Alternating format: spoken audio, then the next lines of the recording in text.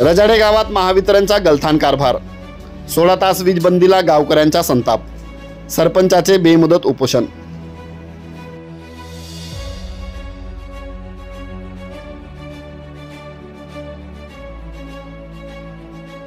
नंदुरबार तालुक्यातील रजाडे गावात महावितरणच्या हलगर्जीपणाने विक्रमी पातळी गाठली आहे।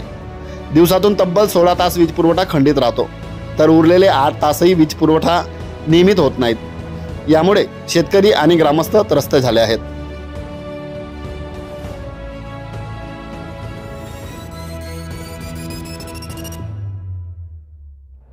गावच्या लोकनियुक्त सरपंच, उपसरपंच व ग्रामपंचायत सदस्यांनी अनेकदा महावितरणच्या अधिकाऱ्यांकडे तक्रारी आणि निवेदन दिली, परंतु परिस्थितीत काही सुधारणा झाली नाही।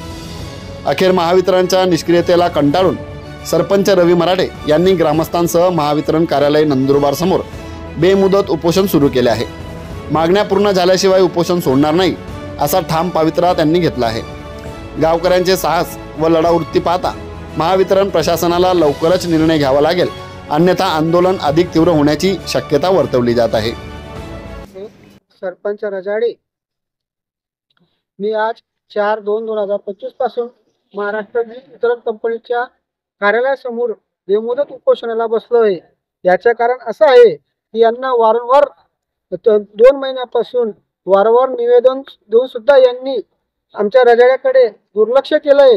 गावाचं वॉटर सप्लाय असो, गावाला लाईट असो किंवा शेतीला वीज पुरवठा असो, यांनी अधिकाऱ्यांनी पूर्ण दुर्लक्ष केलेलं आहे महाराष्ट्र वीज वितरण मंडळाने।